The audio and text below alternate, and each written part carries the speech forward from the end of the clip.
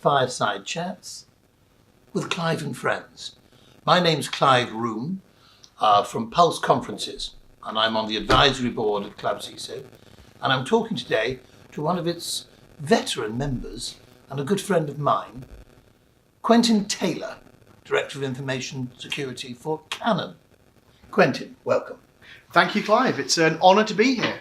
I'm really looking forward to this. We're sorry that we're about 5 minutes late going up. We had an incident. We had to respond to that incident. It's now sorted. It involved a croissant and it was very good. So apologies for this. But we're fine now, and we're starting. And how do you find your journey in this morning? I found it very relaxing. It's very good coming in with a good friend. You can have a good chat that's on the way next in. Guy I knew. Yeah, exactly, yes. Yeah, Quentyn first lived in Amsterdam when we first met for Canon, and then he got the news that he was moving to London, and he said, "Where should I live in London, Clive?" And I said, "Well, round the corner from me." So ironically, yes, I now live a few hundred yards from Clive. We're neighbours, but enough of this, and on to the show. Right, the purpose of these, I think, is to have some relaxed discussion about issues within the information security, cybersecurity industry. At Pulse conferences, we obviously run conferences around the world.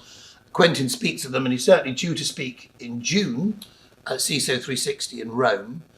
And we're going to look around some of those issues that Quentyn's interested in, that the industry are talking about, and the kind of thing that get discussed at Pulse conferences all over the world. So we're starting with one that is actually quite a popular subject for ClubCISO members, and that is the role of the CISO and what it should be. So that role is changing, I think we'd agree over time. Yeah, I'd agree. Yeah, I think. In what way do you think? Well, I think one of the big misconceptions with CISO is that it's the Chief Information Security Officer, and whether the Chief Information Security Officer should sit on the board. And I kind of take a bit of a different approach to a lot of CISOs, where I believe that this belief that the CISO has to sit on the board just doesn't work for all companies.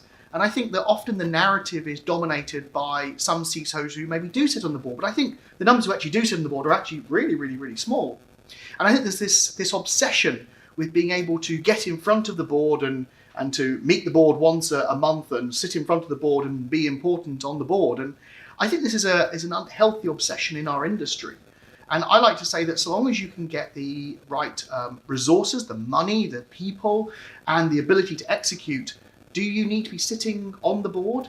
Unless security is one of your core things in your company, should security be on the board in your company? It's a bit of a vanity thing, which some people think is a way of suggesting how important they are, that the board listens to me, and the board regularly has me in every month. It might be that the board aren't really sure about you, and they want to keep a close eye on you. Exactly. It's quite the opposite. And being effective doesn't mean constantly going up to the board to spread some fear, uncertainty, and doubt, to remind them why they need you. And to tell them about how many firewall denies you've had that month. Yeah. Do you have a good graph? To show them how some red lights have gone green and that you're a great guy. And some little dials have moved around or moved back. Or... It's not really what the job's about, is it? No, and I think a lot of people get to this mistaken belief that it's some kind of like almost an honour thing to be in front of the board all the time. I think you just hit the nail on the head exactly, which is if I was being dragged into being asked to come and talk to the board every single month, I'd be seriously worried, because what my business is. My business is about selling multifunctional printers, selling Office IoT, selling cameras, selling all of the lovely things that people like to buy. And really and truly, security at the moment isn't one of those exact lines of business at the moment. It's part of everything that we do. And if I was being called in for that side, for the more salesy side, absolutely brilliant. But if I was being called in to explain incidents every single month, then I would be worrying what I was doing. Quite. I might point out at this stage that we're being filmed today with a piece of Canon equipment. And that Canon camera has spotted, through a tweet that we've received, that someone was worried that the plants hadn't been watered enough. You can now see that in the last 5 minutes, they have miraculously recovered. My green fingers, I've rejuvenated it. Yeah, lovely job. So reporting to, say, the Chief Information Officer isn't always a bad thing. There's a long conversation about we're always considered as part of IT. We need to get out from under IT. We need to be our own man. We need but I think that comes in as to what the CIO is. Think about what a CIO is. A CIO is a Chief Information Officer. A chief information officer is not a head of IT. A chief information officer may have a head of IT reporting to them. But a chief information officer is much bigger than a head of IT. And I think that's the problem, is that in some companies, some CIOs are misnamed. And in reality, they're the head of IT rather than this much bigger title, which is to look after information in the company. And as a chief information officer, a chief information security officer would naturally report to a chief information officer. And also in terms of talking to the board, we hear an awful lot about how do I talk to the board? I sometimes wonder if that question is taken as most simplistic, whether you're the right person to be a CISO if you have a problem talking to a board. They talk in English, but they just talk business speak. Exactly. They don't talk tech speak. And if you've got to learn to just understand their priorities and what concerns them, speak to them in the language of all business. It's not really a special language. It's one that a CISO should know. And very often that's misunderstood, as if somehow you've got to find a whole new way of making boards understand. Exactly. And I think sometimes some of the CISOs go in and they want to get the board to understand things that the board doesn't need to understand. At the end of the day, a board member wants to be, security is the ability to be able to take decisions free from sort of concern of risk and things like that. And so as a board member, you want to say, look, I employ a head of security to flag things up when I need to understand about them. I'll give them the right amount of power to be able to do what I need them to be able to do. And at the end of the day, they need to free me up so I'm not having to worry about security, so I can worry about how I sell things, how I service things, how I can make sure the revenue streams remain intact and grow. Makes sense to me. From talk to the board point of view, in fact, we do events, the talk to the board events at Pulse, and they're more about, very often, asking the board if they're actually cyber savvy enough. Boards need, I think, to get a lot more cyber savvy than they are. Anyone on the board can read a set of accounts. They don't say, oh, that's the CFO's job. They also need to get a bit more familiar, I think, with some of the basics of cyber for their own company. Yeah. So the conversation needs to go both ways. It's not just how do you talk to the board, it's how does my board talk to me? Do they actually have a handle on their response to an incident, for example, their communications? All that's absolutely key to them being an effective board, and they need to do a bit of work on that. Yeah, the NCSC released 5 questions you should ask your CISO report, I believe last year. And this is an absolutely great report because it kind of goes exactly to that, to say, actually, board members, these are 5 questions that you should be able to feel comfortable asking. If you're comfortable asking about the book of accounts and asking detailed questions, you should be able to ask these basic 5 questions of your CISO and understand the response and feel confident in the response. But also remember that this educational piece with the board, I think, goes both ways. We've had it too often where we've talked about actually the CISO needs to learn the language of the board, and I fully agree with that. But also remember, as a CISO, it's your responsibility to have those one-to-ones with board members to explain to them about what you do, about the security that impacts them, so that they can then start to take those little nuggets of security advice and start to use them to actually make better business decisions. So it's not all about going to a board meeting and appearing before the Grand Vizier. It's really about often taking people away from board meetings, having individual meetings with directors and NEDs. And let's not forget the important role that NEDs play in all of this. And having that conversation to say, what can I do for you? If you're a board member, what is it you want me to do? And listening to what they're actually asking for, and then say, well, actually, does my strategy need to change? Is it down to helping them set up 2FA? Is it about talking about maybe even their setup at home? What's going on there? Because if you can start to engender this trust and you can start to get them to understand, that's the reason why we do these certain things, because you protect this asset you really care about. Use that to jump across into, use that as an analogy to jump across onto the corporate story. Another area that research that we've been doing has suggested recently, it's quite interesting that people who invest in the city, who are looking to buy into the FTSE 100, Fortune 500, part of their initial questioning and examination of a company when they're going to invest in it is, what does your cyber resilience look like? We don't want to invest in a company who then have an incident. We're going to expect you to. You're a big company, someone like Canon. You know that people are going to be attacking anyone that people have heard of. If you haven't got a good cyber savvy response in place, we risk watching your share price that we've just invested in tank overnight. And it's not just, do you have a plan, it's, have you tested the plan? Yeah. How do you test the plan? Who's involved in testing the plan? When was the last time you tested it? And it's about doing that. I believe that any company should be running these tests multiple times a year to the point where Proper scenario testing. Yeah, we're almost people start to say, I don't want to do any more tests. Once you know, when people start to complain about the number of tests they're doing, you probably got the number of tests about right. Don't do more than that, but keep it about that level there. And the result of that sort of testing can spin out some interesting results in terms of who's round the table when there's a major incident to respond to. It's not necessarily the usual suspects. No. It's very probably your head of comms should be in there, and general counsel. Yes. It's not just about where's the IT guy, where's the security guy, where's the CFO, where's the CEO. No, where are the people who are going to be really responsible for the outward world? Well, in actual fact, our the conversation CISO and the head and the IT person are there. The CISO's there to work out what actually happened and start to work out what are the options. The IT person's there to execute upon those things, but it's the head of marketing, the head of comms, who's actually there to decide. So actually, how are we messaging this? Who do we need to talk to? What is the story? And based upon the inputs, and it's interesting how you start to see some of these simulations that are very much sold into the security industry, where the security person is the top person, and in reality, the security person in most security incidents won't be the top person.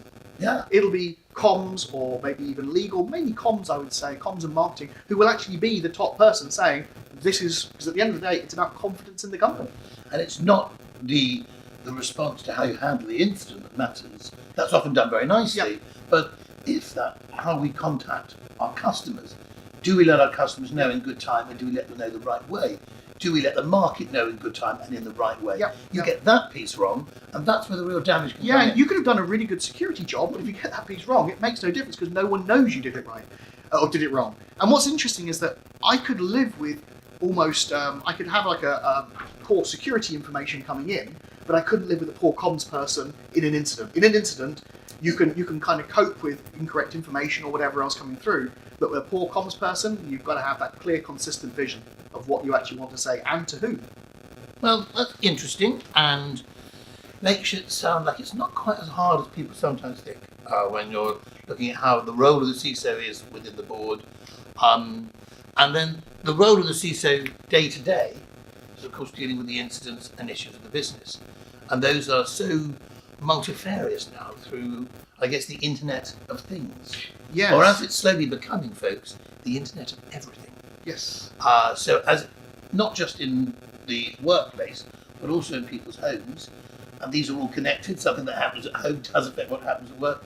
The whole connectivity of the world now is a massive issue for businesses. It is, and I think that people sort of get a bit blinkered because they look at, for example, some of the new technology they might have received for Christmas, or they look at some of the other things that are coming through, the more sort of the shiny toys that they've got at home, and forget that those internet-connected TVs at home, well, a lot of the screens that you have in work may be internet-connected.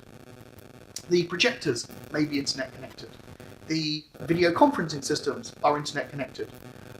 This is pretty analog, checking. That is analog. This we're safe with. But this could be a smart screen, and we were joking on the way in that this building we're in right now used to have a smart screen downstairs that you could subvert. Not that. Do you know anyone that did subvert I don't know anyone who subverted that, but it was very funny. And put up random messages that were quite bizarre. They were quite bizarre. There was confusing people in the foyer. Anyway, that's another joke I'll explain on Twitter.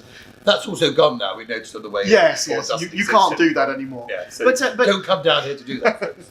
But just looking around this office right here, I mean, I spot, 1, 2, 3, 4, 5, 6, 7, 8, 9, 10, 11, 12 IoT devices just in this room. And we're in a broom cupboard. So we are in a broom cupboard. Imagine the real office. Exactly. So you've got everything from your printers are in there. You've got every device that's kind of connecting in. And if you take 5G that is coming probably 2021, that's going to mean that instead of all these IoT devices that get purchased and then some of them get configured and some of them don't get configured, virtually all of them will be configured up front and in your office. I mean, the great Ken Monroe did a whole bit about... Dear Ken, did a whole piece on building management systems and pointing out that BMS's building management systems are now being connected to the internet and they have incredibly poor security.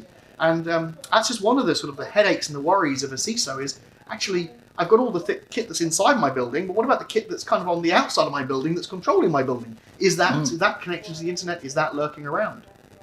Well, the Internet of Everything also looks at things like just RFID, for example, contactless. all the stuff in our pockets. Yeah, no, and that's an interesting one, is when you look at something like RFID technology, radio frequency ID, it's one of those technologies that's been around for a very long period of time, and a lot of people don't quite understand, especially outside of information security, how it works. They have a card and they know that if they tap it on a contactless payment system, it bleeps and money gets taken out of their account. But then also they then have the badge that they use for getting into the building, paying for this, and even logging onto their printers or whatever else, and don't understand that unless they really have secured that maybe that badge might not be as secure as they lead to believe. And maybe that's okay. Maybe that security level is fine and the security level is appropriate, but maybe it's not. And if you start to pin things on technology that you don't quite understand how it works, that's how really, really big security problems can exist. If we're to believe the Contactless Card Association, and I'm glad that contactless cards have an association, I think that's a lovely thing. They tell us it's 1 penny in every £100 that is at risk here, the level of risk financially of using contactless. And of course, they would say that. But which magazine managed to procure online for, I think, £500 a device that would clone you several cards a minute, probably more than you could probably have time to deal with, from just standing in a queue behind somebody in a shop, which is quite a legitimate way to be in close proximity to that near-field communication, and just be downloading and cloning people's cards. So is it less of a worry that we're now moving towards iPay, Android Pay, all those sort of mobile phone devices that are hopefully going to be more secure way of paying for your coffee? And they'll be more updatable as well. You won't have to reissue the cards, because obviously you've got two areas here. You've got the radio communication that could have some kind of issues, and then you've got the underlying software, which is even on the card itself. And so the advantage on the app would be that you could update that over the air and fix certain problems. So in reality, I mean, I'm not so concerned about that, because the risk is probably manageable. It's where people just don't understand the risk that they've got, and it's just a magic white card and it opens doors, and they don't quite understand what the underlying implications of that are and how easy it might be to get a copy of that particular card. So looking at mobile devices, the one in all our pockets, our phones, that we're using for more and more, we're burgeoning on the threshold of 5G. So we can expect 5G to hopefully be more secure than 4 was. I don't know if that's realistic, you tell me. And there's all this concern about whether we should be allowing Chinese technology to be behind 5G.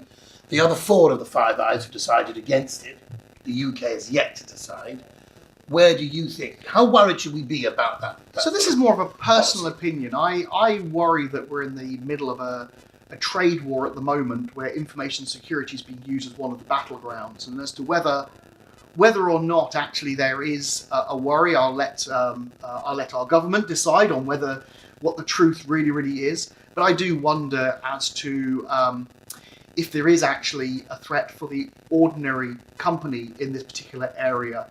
And we were quite happy in the past, and I don't see a lot has changed very recently, apart from the advice has changed. But I'm not entirely sure whether it is more a case of a trade war story, a bit of a being spin, fought via corporates as well. That's possible. Now, every now and again you see us look up into the corner. That's because there's a lady who keeps sticking her fingers up at us.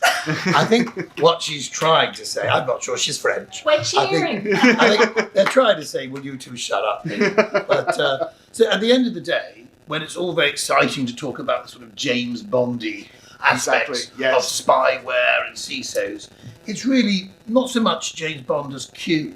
Get down to the basics and understand the basics of your job. And even if we look at some of the big malware that took out half of the internet last year, or year before last, if you look at what was actually happening under the hood on this particular thing, it was lack of patching, shared admin passwords. If you could fix those things, and they're things we've been talking about for a very long period of time, then really the impact wasn't so great. And a lot of the security issues that come along are down to good cyber hygiene. Good cyber hygiene, knowing what you've got, on what network, is it patched, how's the security model set up, is absolutely critical. You can go out and you can go and spend millions on different appliances and deploy them all over the place. You don't know if they're working.